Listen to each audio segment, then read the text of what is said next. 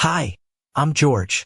Growing up in a family with more zeros in their bank account than you'd find at a blockbuster premiere, you'd think my life was all about private jets and champagne.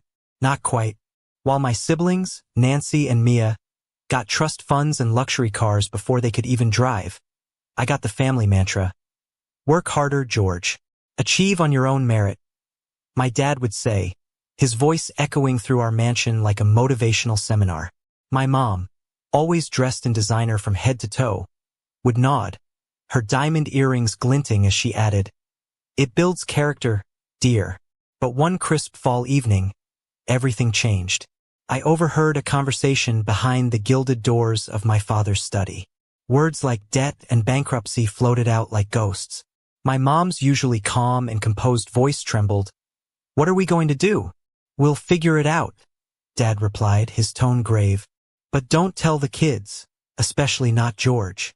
Nancy and Mia were shielded, cushioned by their trust funds. Me, I was on my own.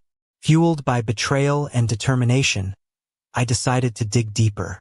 If my parents thought they could hide this colossal mess while pretending everything was perfect, they were dead wrong. It was time to expose the lie. The next day, I went to the bank, acting as if I was just there for a routine checkup on my non-existent trust fund. The manager, Mr. Thompson, had always had a soft spot for our family, but this time, I needed more than pleasantries. "Hey, Mr. Thompson, how's the family? The kids must be in college by now, right?" I kept it light, sliding my real questions between small talk. "Actually, I was wondering if there's been any unusual activity with the family accounts, with the market being what it is." Mr. Thompson leaned in, lowering his voice. "Well, George, I shouldn't say this, but there have been some substantial withdrawals and loans taken against your parents' accounts. Times are tough all around." Bingo. That was the first crack in their carefully constructed facade. Later, I overheard a heated phone call between my mom and someone who was definitely not a friend. "We need to consolidate everything. If this gets out before we're ready, it'll ruin us," she said, her usual grace shattered by panic. At dinner that night, the charade continued. Nancy was bragging about some extravagant purchase, and Mia was planning yet another overseas trip. "Must be nice," I muttered under my breath. "What was that, George?" Nancy glanced up, fork halfway to her mouth. "Oh, nothing," I replied with a forced smile. "Just glad to see everyone's doing so well. Wish we could all share in that stability." My parents exchanged quick glances. "George, we're proud of how independent you are," Dad said, his voice firm but hollow. "Yeah, independence is great," I shot back. "But a little support wouldn't hurt." I kept my cards close for now, but the game had already begun, and I wasn't playing to lose.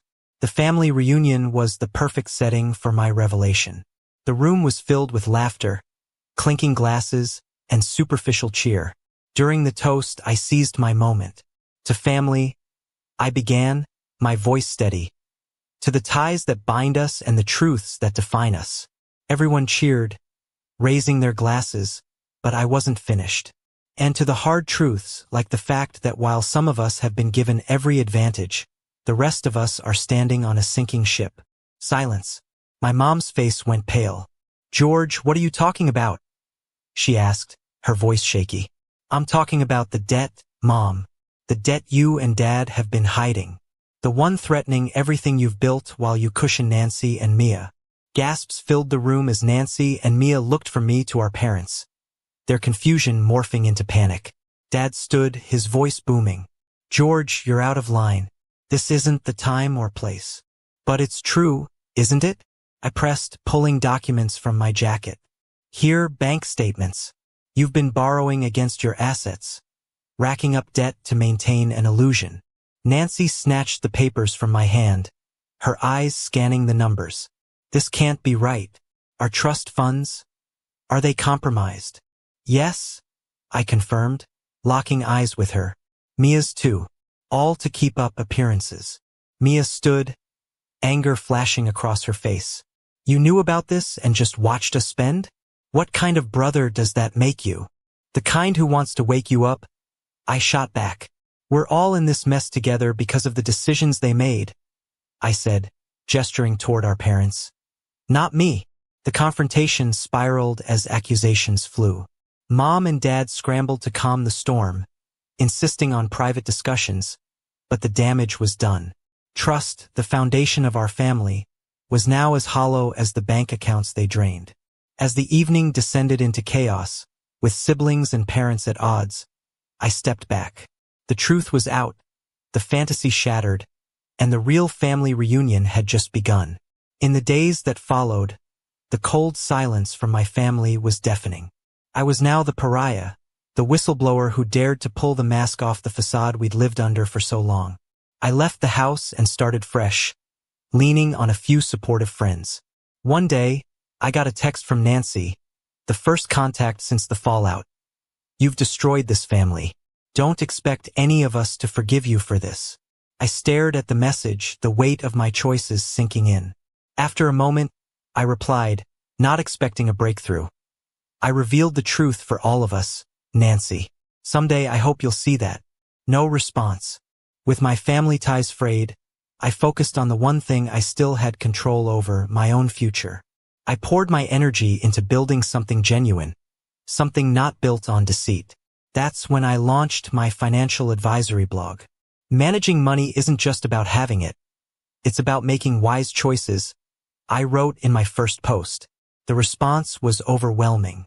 People were hungry for honest advice, something I wished I'd had from my own family. As my blog gained traction, readers started reaching out. "Thanks, George," one message read. "Your advice on debt management helped me get back on my feet.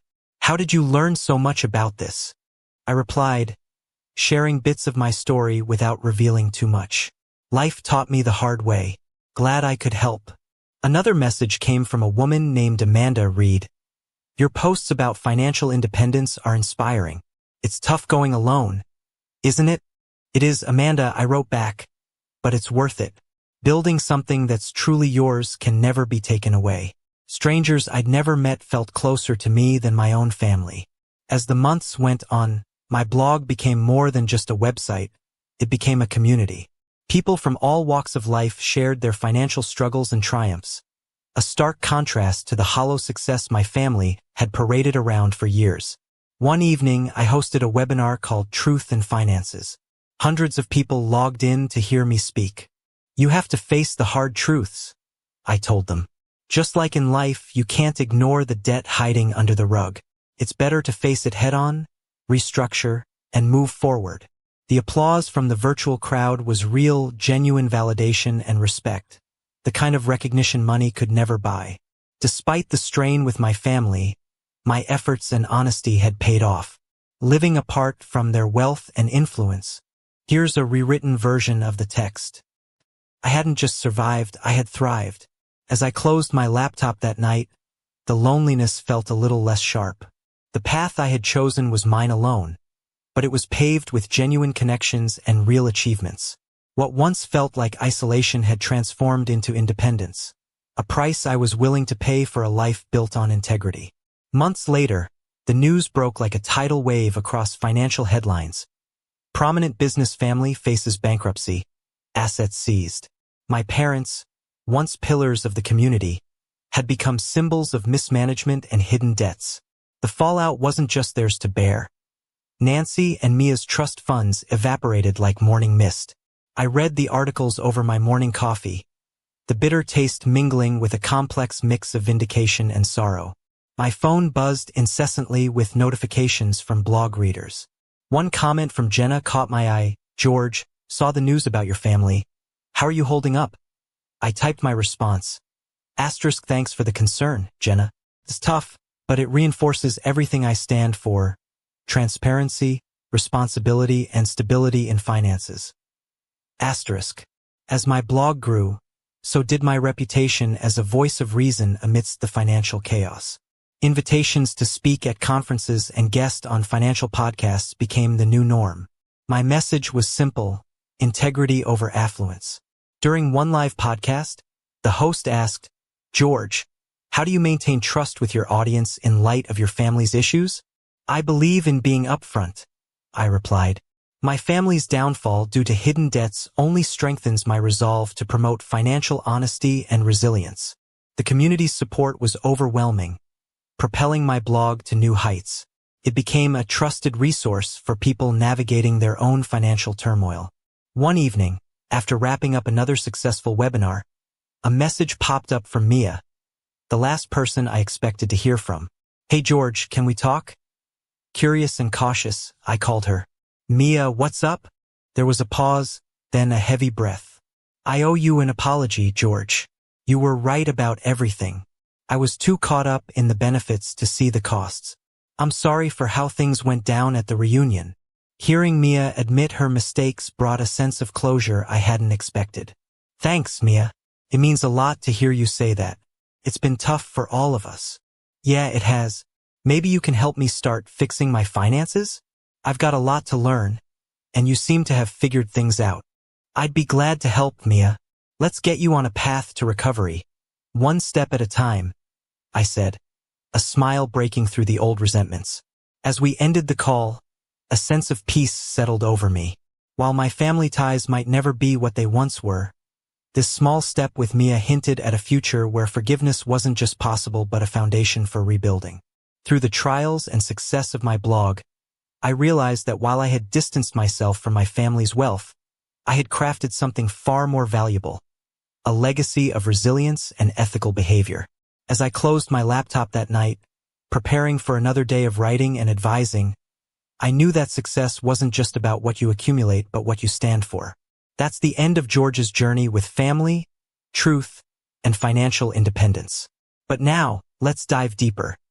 Do you think revealing family secrets for the greater good is justifiable? Or should family loyalty come first, no matter the cost?